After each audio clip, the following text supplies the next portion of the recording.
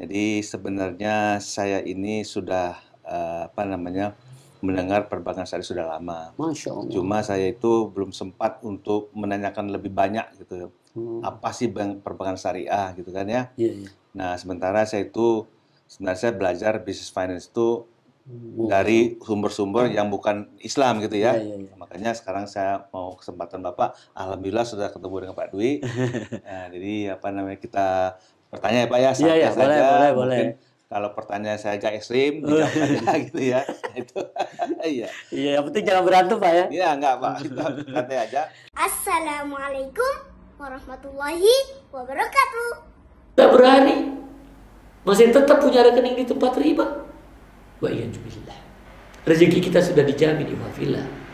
Rezeki kita tidak pernah tertukar. Maka segera tutup rekening kita yang ada di tempat riba. Karena 1 detik ke depan kita tidak ada yang tahu. Apakah kita masih hidup? Apakah kita masih bernyawa? Apakah kita masih sempat untuk bertobat kepada Allah? Ikhwafillah. Jangan uang yang sedikit menjadi penyesalan tiada akhir.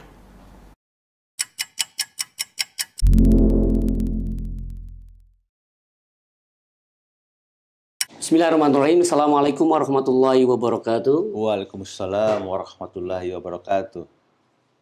Sahabat AMDK Al-Jami, alhamdulillah di Jumat berkah ini AMDK kedatangan tamu istimewa, yaitu seorang ayah, ya, seorang guru, dan beliau adalah selama ini ada di benua Australia. Dia kemarin ketika mendapatkan satu informasi tentang perbankan, tergelitik hatinya untuk mendatangin, untuk berkicau, untuk berdialog dengan AMDK Al-Jambi. Alhamdulillah di Jumat berkah ini beliau telah hadir di kediaman AMDK Al-Jambi, dan beliau adalah Bapak Erwin Khairuman.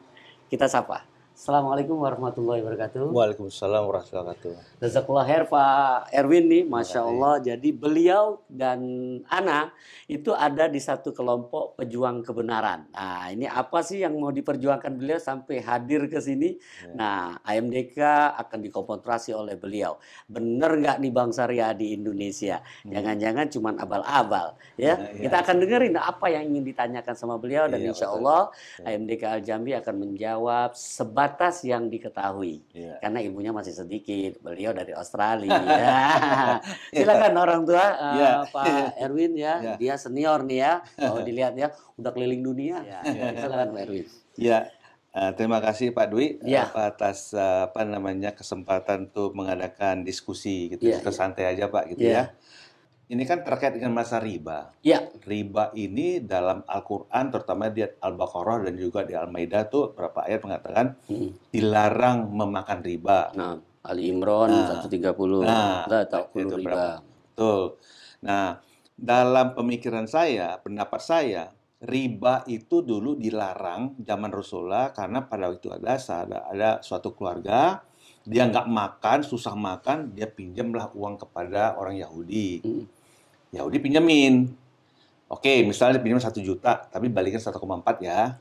Nah, itu riba. Orang untuk makan kok dicekek begitu gitu kan. Nah, itu. Jadi turunlah ayat kira-kira begitu. Tapi di sisi lain juga ada, dalam hutang piutang juga ada, dituliskan katanya di Al-Baqarah ayat 281 kalau nggak 280 gitu ya. Mana kalau ngutang itu antara dua pihak dituliskan, ada saksi segala macam. 282. Oke. Kemudian juga ada dikatakan bahwa Allah menghalalkan perdagangan, mengharamkan riba, kan itu ya. Nah, sementara zaman Rasulullah yang saya tahu perbankan itu belum ada ya Pak ya? Belum ada. Hanya kepercayaan saja kalau dagang kan gitu ya. Nah, coba Bapak jelaskan pada kita di sini apa sih riba itu sebenarnya menurut Bapak yang mengerti Islam gitu, Pak? Ini jangan tegang-tegang ini. Santai aja. Ya. Jadi riba itu ketika kita ingin memudahkan ke masyarakat, Pak. Riba itu rayuan iblis berujung azab. Gitu ya. Karena itu dirayu, Pak. Kalau dulu memang awal yang diceritakan tadi bahwa riba itu adalah awal mereka hutang piutang dalam akad sosial. Karena hutang itu dibenarkan dalam syariat Islam. sayangnya orang Yahudi kalau sesamanya dia tidak minta tambah. Oh, gitu. Iya, Iya, tapi iya. kalau di luar orang Yahudi dia minta tambah. Oke. Kalau terlambat ada denda gitu Iya, loh. iya, iya, iya, iya. Yahudi ini. Iya, iya. Tapi kita enggak, mau temen juga minta gitu Iya, kan. iya, iya. Nah, itu kaidah-kaidahnya. Jadi riba itu ada dua. Satu lewat riba hutang. Iya, Jadi bukan pinjaman, Pak. Jadi Iya. pinjaman tuh nggak ada riba. iya. Ya, karena riba itu lewat riba hutang. Riba hutang. Ya, itu dikenal dengan riba dain. Oke. Yang kedua lewat riba jual beli. Oke. Itu dikenal dengan riba bai atau riba buyu gitu kan. Contohnya Pak, Ya. riba jual beli. Nah, kalau dijual beli itu terkait dengan komoditas riba. Oke. Ada komoditas riba itu ada 6. Komoditas riba dibagi dengan 2 ilat. Ilat pertama itu adalah alat tukar. Oke. Alat tukar itu emas dan perak. Hmm. Nah, saat ini dikiaskan dengan uang kartal atau uang Kartal. rupiah, Oke, nah, iya. ya, uang kertas itu termasuk karena dia alat tukar. Iya, oke. Yang kedua, ilat yang kedua adalah bahan makanan pokok. Nah, itu disebutkan di situ ada gandum, syair atau jewawut, kurma dan garam. Iya. Jadi posisi dijual beli di posisi ini yang menentukan terkena riba atau tidak. Ya. Contoh kalau ilatnya sama tadi seperti alat tukar, emas dengan emas, perak dengan perak atau rupiah dengan rupiah. Ini dia tidak boleh berlebih satu dengan yang lain. Ya, ya. Harus Ya, sama. harus sama. Berapa yang diutangin itu ya dikembalikan. Tukar menukar, Pak, Ya. bukan hutang ini. Oh, gitu ya. Ini jual beli. Ya, ya. Tukar menukar, ya, emas dengan emas, perak dengan perak, sudah itu rupiah dengan rupiah. Ya. Nah, kondisi mendekatin Idul Fitri saat ini di uang lama dengan uang baru, Pak. Iya, iya, iya, iya. Nah, ini kalau 100 ya tetap 100. Terus ditambah lagi harus bersamaan. Mislan bimislin yadan biyadin. Nah, kalau dia tidak riba, Oke. gitu. Itu kalau dia sama. Tapi kalau dia misalnya emas dengan perak, itu boleh berbeda. Ya. Tapi dia tetap masuk harus yadan biyadin. Oke. Jadi harus bersamaan. Oke. Itu kalau jual beli. Iya. Nah, kalau dia misalnya emas dengan gandum, hilang itu syarat. Iya. Karena dia ilatnya berbeda. Iya, iya. Jadi kalau kita mau ngutang gandum, bayar pakai rupiah, nggak ada masalah. Selesai. Selesai, nggak ada riba di situ. Iya, iya. Sepanjang dia tidak ada denda keterlambatan ketika terlambat. Iya. Dipercepat tidak ada penalti, aman. Iya, iya. Kalaupun diperlambat bayarnya harus ada tertulis gitu. Iya, dia ngomong, tapi tidak boleh ada denda, Iya, iya, gitu. iya, iya, iya. Karena di sini akan muncul nanti kalau itu jadi hutang sebabnya. Nah, maka kalau yang pas di hutang, itu dia yang pertama tidak boleh ada syarat di awal tambahan. Oke. Hutang. Iya. Sudah itu ketika terlambat, Hmm. nggak boleh ada denda. Oke. Ketika dipercepat, tidak boleh ada penalti. Iya. Nah, ini semua itu bisa dilakukan di bank syariah. Iya. Sementara di bank konvensional nggak bisa. Iya. Karena akad utama di bank konvensional itu adalah hutang. Iya. Tapi begitu banyak masyarakat katanya pinjam. Pokoknya kalau pinjam uang ke bank. Kalau pinjam uang baik ke konven maupun syariah pinjam uang. Padahal mereka ini mau hutang. Oke. Oke, baik Pak. Nah, ini agak udah menarik nih. Nah, itu tadi kan bank konvensional Pak ya. Nah, Iya. saya ingat tuh kalau nggak salah di akhir tahun 89 itu, 88 ya. 88 muncullah apa Pakto. Pakto di Oktober tuh ya. Iya. Kemudian juga di samping itu juga ICMI dengan Pak Habibie-nya itu membuat satu forum untuk membuat semacam bank syariah. 6. Muncullah Bank Muamalat kan gitu ya. Iya. Nah, dengan muamalat itu kan udah dikenal masyarakat ada bank syariah.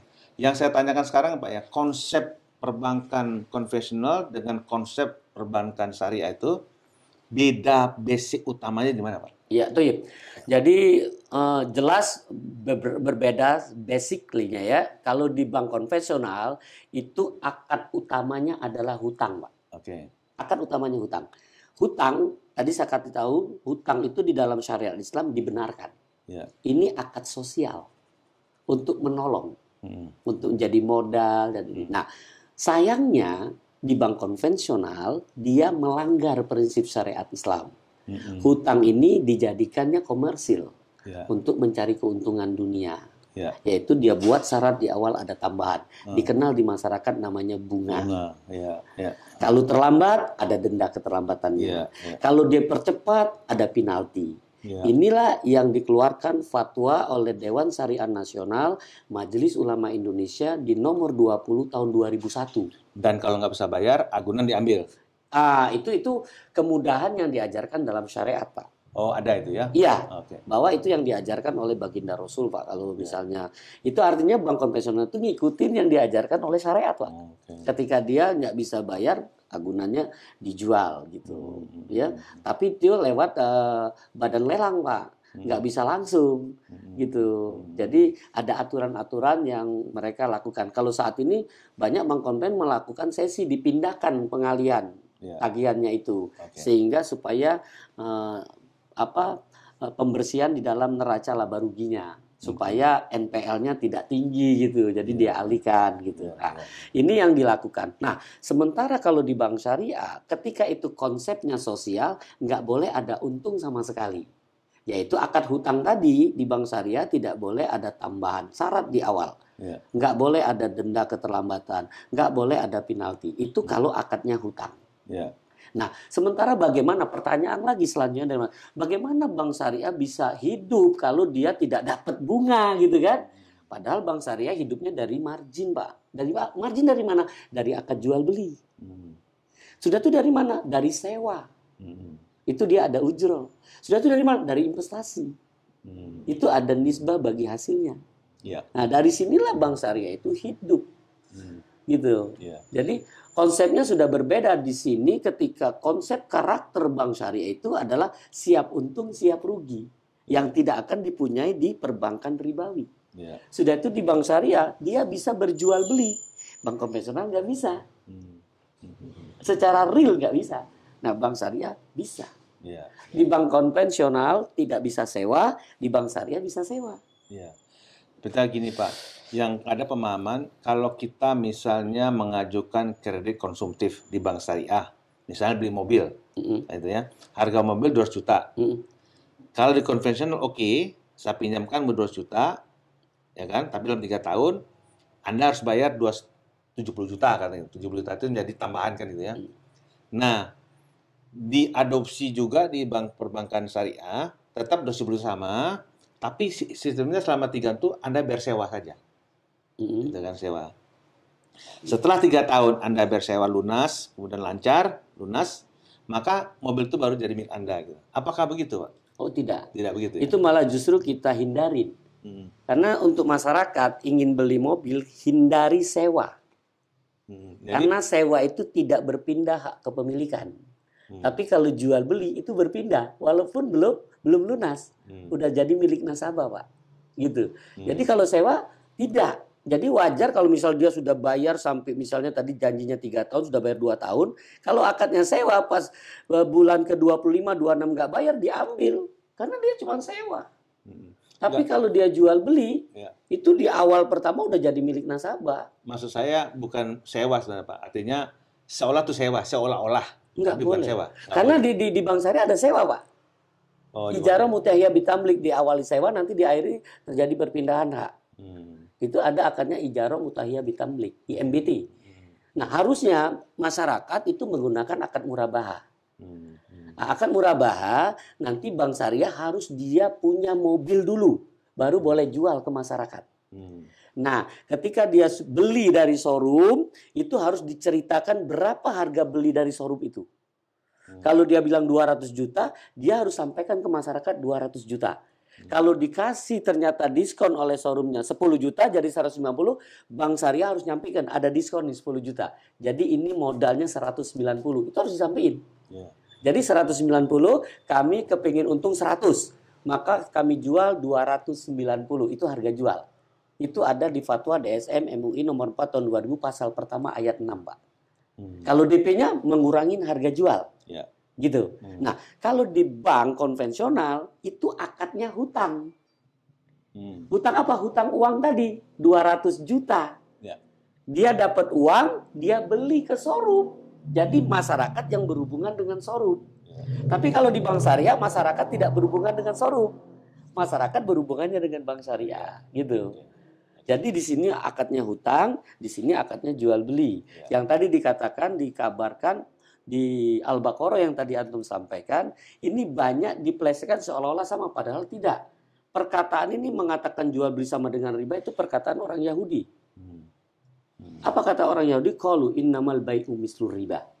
Jadi dia katakan bahwa jual beli itu sama dengan riba. Dijawab langsung oleh Allah, wa 'alallahu bai'a wa harramar riba. Ya. Allah halalkan jual beli dan haramkan riba. Riba. Jadi kalau dia misal sama-sama angkanya di 290, ini 290, ini sama-sama angkanya, tapi halal haramnya berbeda. Di sini haram, di sini halal, Pak. Ya, ya. Gitu. Gini Pak, kalau saya menjadi seorang menjadi nasabah bank syariah, Nah, kan taruh uang kan, nah, disimpan uang sana. Nah, kalau di bank konvensional kan dikasih bunga Pak, katakanlah sekarang itu 5%.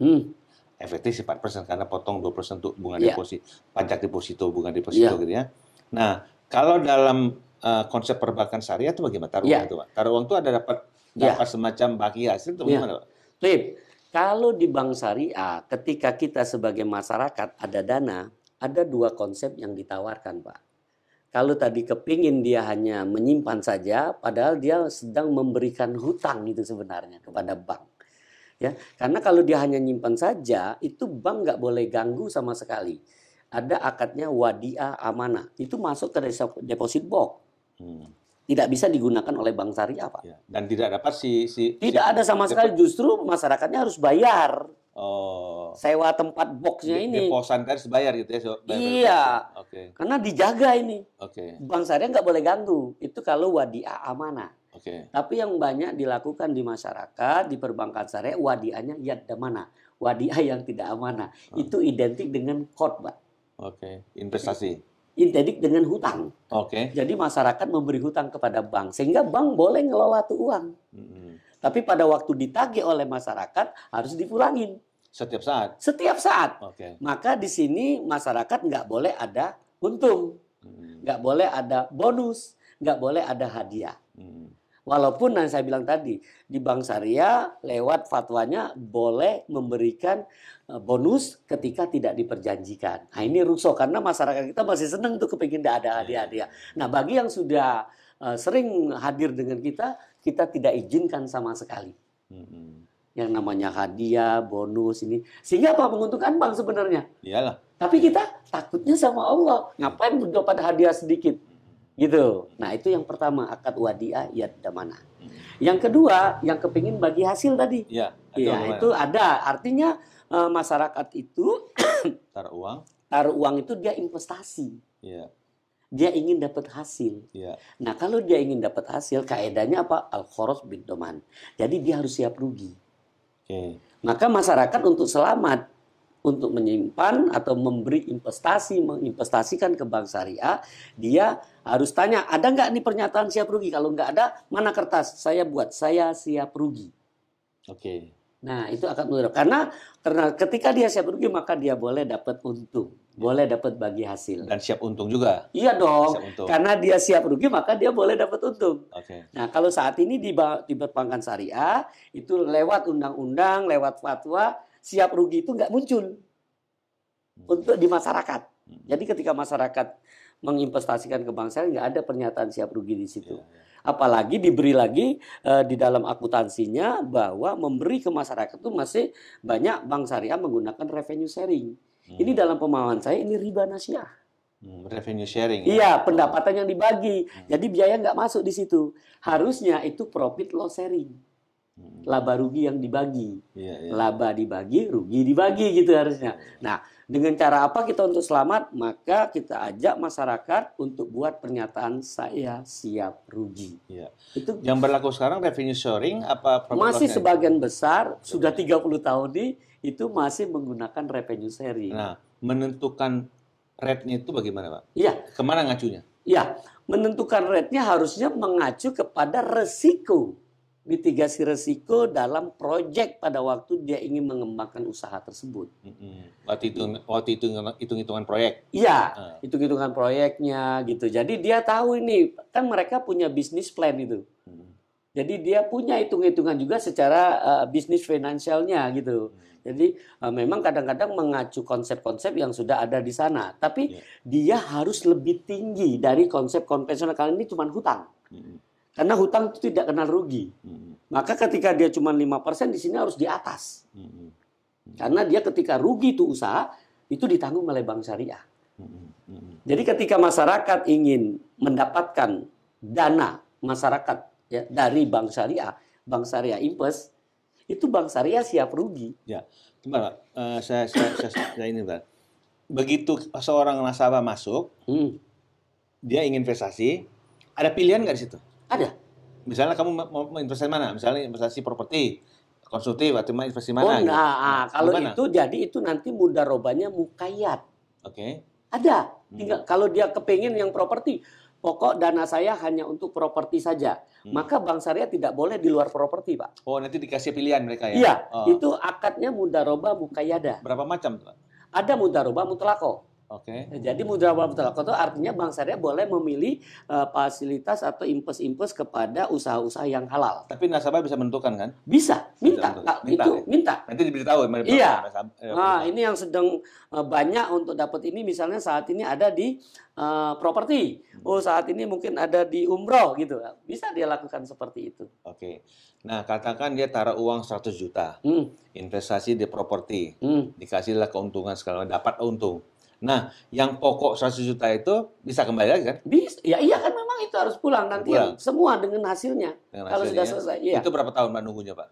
Tinggal tergantung akadnya berapa tahun. Oh, biasanya bulanan atau tahunan, Pak? Untuk pembagian itu bisa bulanan, tergantung proyek yang dipilih. Oke. Kalau misalnya hasilnya proyek ini, kalau dia Lama. kepingin milih, lama ya harus lama. Oh, gitu. Iya, kalau dia sesuai SPK misalnya 3 bulan ya harus 3 bulan. Iya. Tapi kan ketika di bank syariah itu kan ada yang bergulir. Nah, gitu. Jadi sebenarnya prinsip daripada bank syariah itu adalah nasabah itu menjadi investor langsung gitu Naam. ya. Gitu ya. Iya. Tapi kalau mau deposan bisa. Bisa. Cuma taruh aja. Bisa. Karena bayar tapinya. Iya. Bayar uangnya gitu ya. Jadi hanya untuk simpan saja kata bahasa masyarakatnya. Ya, itu ada akad-akadnya tinggal milih. Nah, kelemahan kita nggak tahu di akad, tahu-tahu dengar kabar langsung menghukumi. Padahal semua paling lengkap itu di bank syariah. Apalagi kalau dia sudah duduk di taklim, sudah tahu syariat Islam, apa yang dia inginkan ada di bank syariah. Nah, jadi penentuan rate tadi Pak, rate keuntungan lah kata itu nggak mengacu ke BI rate ya? Itu sebagai pedoman bagi mereka pengambil keputusan. Oh, pedoman saja. Pedoman. Tapi tidak menjadi acuan. Bukan, justru acuannya ini resiko yang akan dihadapi. Oh, gitu. Iya. Jadi ketika resikonya tinggi, dia akan dapat tinggi. Misalnya kita deposito kan segitu kan. Kalau deposito kan misal hampir rata-rata kalau saat ini di bank syariah nggak ada yang berani mau muqayyad. Semuanya mutlaqah. Oh, gitu. Iya. Iya. Jadi kalau begitu kerugian di bank syariah itu boleh dikatakan minimal ya? Kecil sekali gitu karena mereka yang hadir di bank syariah pasti orang-orang yang profesional, yang paham dengan bisnis makro, bisnis mikro, dia tahu bagaimana planning ke depannya seperti apa, keadaan ekonomi makro seperti dia sudah pelajari, itu ada orang perencananya melihat di sana. Ya, untuk mengantisipasi memberi tahu kepada manajemen yang pengambil keputusan. Ini loh risiko-risikonya. Ada risiko merah, ada risiko kuning, ada risiko hijau. Yang bisa dijalankan hijau. Kalau yang ini hati-hati ya, ini nggak dijalanin ini yang merah. Oke.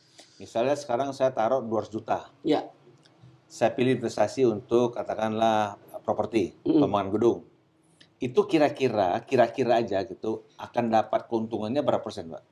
Oh, tergantung nanti prospek atau yang dijalankan pada saat properti yang ditawarkan. Ya. Rata-rata berapa persen? Rata-rata aja. Ini gambaran bukan harus rata-rata saja gitu. Iya, rata-rata atau bisnis properti itu antara 20-30%, Pak, untuk keuntungannya. Iya. Tinggi ya. Iya. Ini dapat tinggi, dapat taruh deposito aja kan. Iya. Lebih tinggi perbankan syariah malah Iya. ya. Oh. Karena dia punya resiko juga kalau barang itu nggak laku nggak dapat apa-apa antum. Iya. Gitu. Iya. Oh, begitu.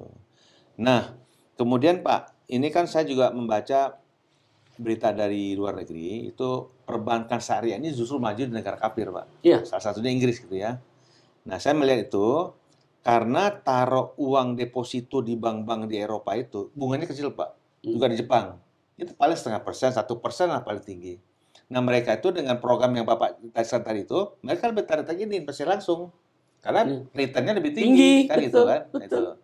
Jadi sebenarnya lebih menguntungkan ditaruh di bank syariah kalau gitu ya, Iya. daripada di apa namanya bank perbankan konvensional gitu ya. Nah, makanya saya sering sampaikan ke masyarakat, orang yang hijrah ke bank syariah itu ada 3, Pak.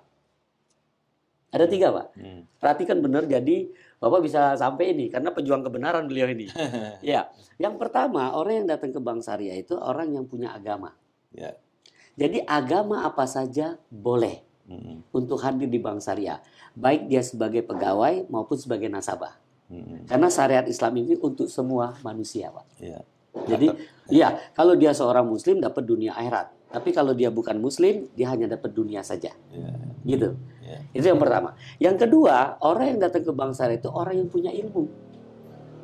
Kalau dalam syariat agama, ilmu itu adalah qala Allah, qala Rasul, wa qala sahabat. Tapi untuk ini bisnis, dia pinter berhitung. Kalau dia pinter berhitung, dia akan ke syariah. Oke. Kalau dia nggak bisa berhitung, masih tetap di konven. Artinya kalau orang masih di konven, nggak pinter berhitung. Karena di sini nggak kena rugi loh, Pak. Iya, iya, iya. Gitu loh. Ya, dengan penjelasan Bapak tadi kan lebih tertarik sih sebenarnya. Ya itu dia. Iya. Iya kan? Jadi makanya pindah ke sana orang yang pinter. Pinter berhitung. Iya. Jadi kalau yang masih di konven, artinya nggak pinter. Gitu. Yang ketiga. Yang ketiga, kalau dia sudah punya agama, sudah dikatakan pinter gitu, masih di konven, ditanya kemaluannya. Jadi orang yang ke syariah itu orang yang punya malu, Pak. Kalau nggak punya malu, dia masih di konven. Seorang muslim masih di konven. Nah, tanya kemaluannya, ada nggak kayak gitu? Sekarang ini Pak, perputaran uang orang taruh investasi langsung di bank syariah itu dari tahun ke tahun naik terus kali ya? Naik, Pak. Sekarang terakhir Bapak yang tahu berapa Ya, triliun? jadi kondisi saat ini selalu dimunculkan di masyarakat, selalu share modal. Selalu katakan porsi asetnya berapa sih ya terhadap perbankan nasional. Itu kan 6,65, Pak, kalau dilihat dari aset. Tapi jarang memberitahu bahwa nasabah yang berhijrah ke bank syariah jarang orang kasih tahu. Padahal setiap tahun itu orang yang hijrah ke bank syariah itu antara 5 sampai 7 juta, Pak. Menjadi rekeningnya di syariah. Saat ini itu nasabah di bank syariah itu sudah mendekati 50 juta, Pak. 50 juta nasabah loh, Pak. Nah, ini yang banyak orang nggak tahu. Artinya terus, cuman yang pindah ke bank syariah kan uangnya kan uang recehan, Pak. Yang uang yang beneran masih tetap di konven. Apa yang Bapak Dwi tadi jelaskan itu bagi saya itu hal baru tentunya bagi saya. Ini sebenarnya harus digaungkan terus, Pak. Nah, iya. Disosialisasikan terus kepada masyarakat. Antum Sehingga ini kan masyarakat mau tahu. keliling dunia katanya kan. Saya juga tugas saya nanti memberitahu juga pada Amin. orang-orang dekat saya Ya, kan gitu Masya kan. Allah, Gitu. barakallahu fiik. Daripada taruh Anda deposito saja di bank konvensional, Anda investasi langsung di bank syariah, bisa dapat return sekian.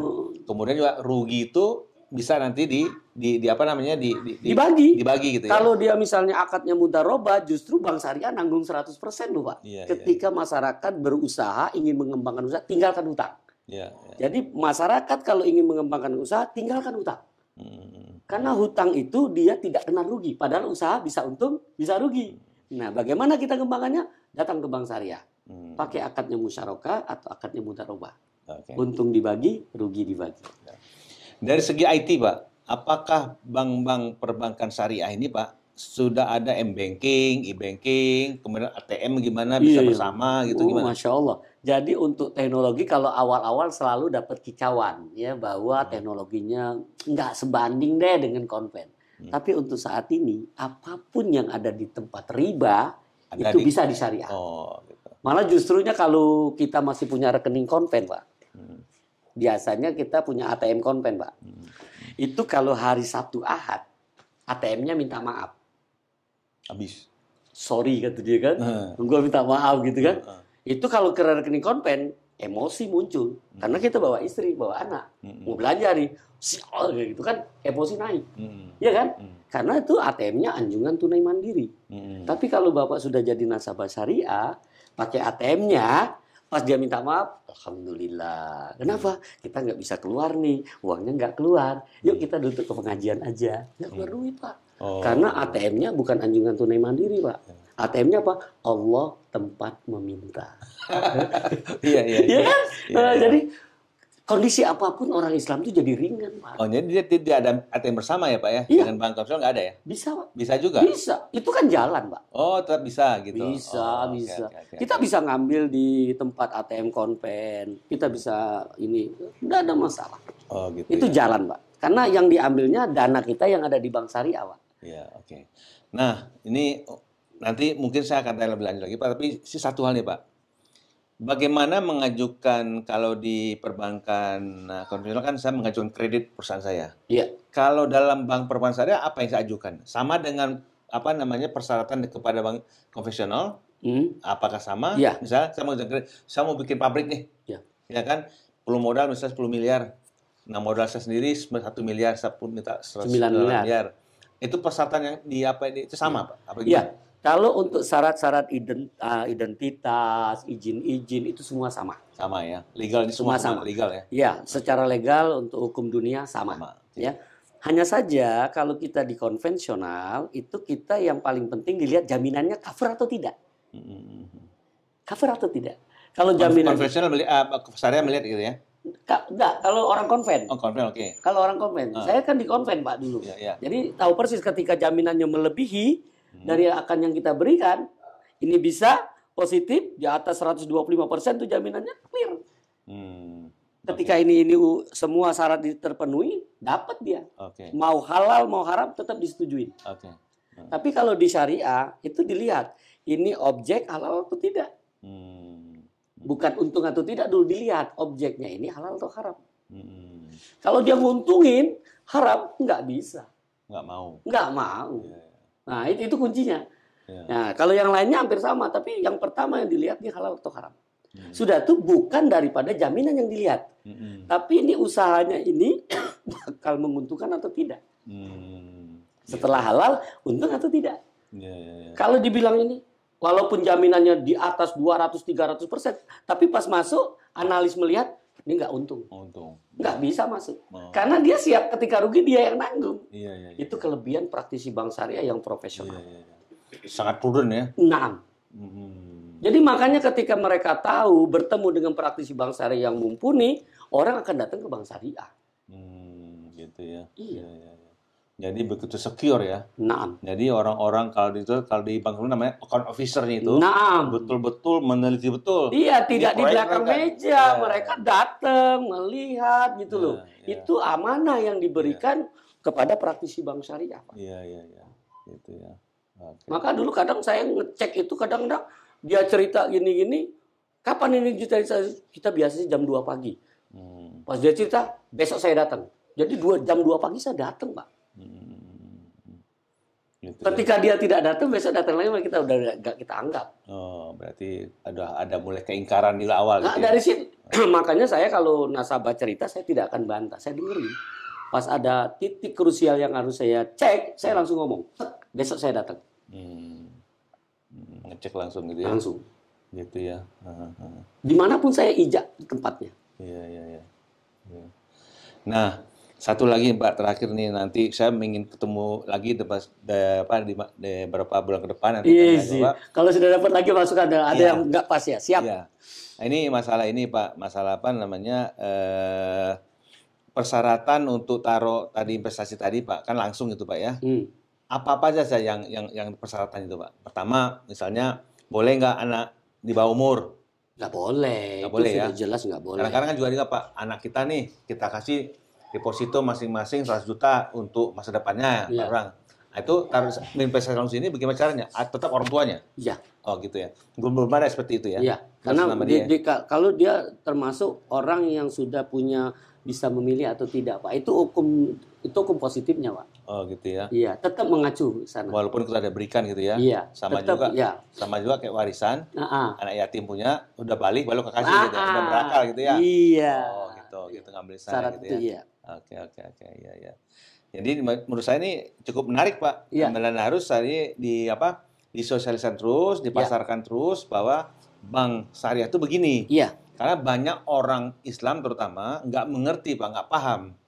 Mereka menganggap itu sama saja kan Iya. gitu ya. Iya. Padahal dalam prakteknya itu Beda banget. beda banget gitu ya. Karena saya ada di dalam, Pak. Iya. Di konven di syariah saya sudah duduk di Iya, situ. iya, iya.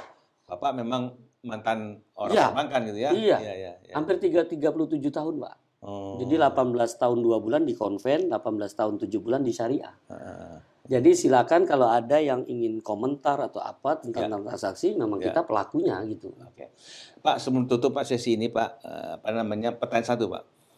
Bapak bisa bandingkan nggak dengan bank-bank di negara semenanjung Arab itu Pak? Misalnya Saudi Arabia, Qatar, kemudian juga Oman, Yaman segala macam itu apa bedanya dengan kita sih? Sama kah atau gimana? Kalau dia dengan menggunakan prinsip syariat, semua perbankan syariah itu sama, Pak. Sama ya. Justru saat ini yang banyak memudahkan, hampir sebagian besar orang-orang ketika melihat fatwa-fatwa yang dikeluarkan tentang ekonomi syariah, itu rujuknya ke Indonesia, Pak.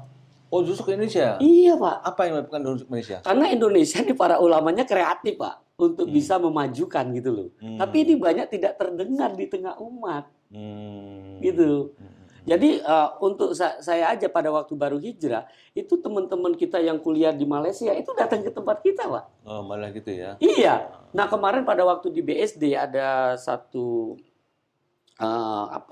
pasar Muslim di sana, Pak. Itu saya langsung yang datang mahasiswa Malaysia, pengusaha Malaysia itu ngasih tahu bahwa di Indonesia bank syariahnya luar biasa. Keketatan yang dilakukan oleh MUI itu, masya Allah katanya, beda dengan kami di Malaysia. Dia katakan itu langsung, Pak. Jadi saya tidak kata orang. Jadi kita nggak minta, nggak cari tahu, dan kita memang sifat kita tidak ingin membanding-bandingkan orang. Kita dapat ilmunya, kita amalkan.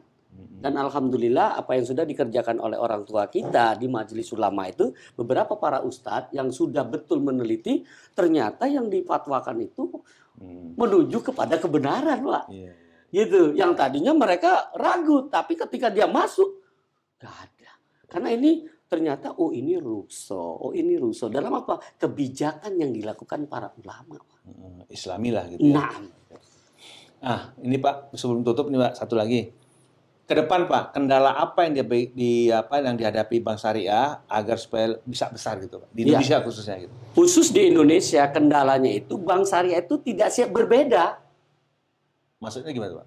Selalu ngekor yang sudah ada di konven. Dia harus berani, jati dirinya muncul, karakternya muncul. Kreativitas muncul. Kreativitas akan muncul. Oke. Makanya Bank Syariah itu karakternya adalah investasi. Harusnya ini yang besar. Tapi masyarakat kita di sini perbankan syariah itu masih yang paling tinggi adalah jual beli. Walaupun itu tidak salah gitu. Tapi ketika karakter ini muncul, habis tuh bank konven, orang akan lari ke bank syariah. Ya. Kenapa Bapak itu Bank Syariah belum masuk kepada proyek-proyek besar misalnya mining, energi, itu kan memang luas itu di sana kan. Kesempatan banyak di sana gitu Pak. Apa kendalanya? Ya kan sudah jelas. Apa akan mengarah ke sana juga gitu?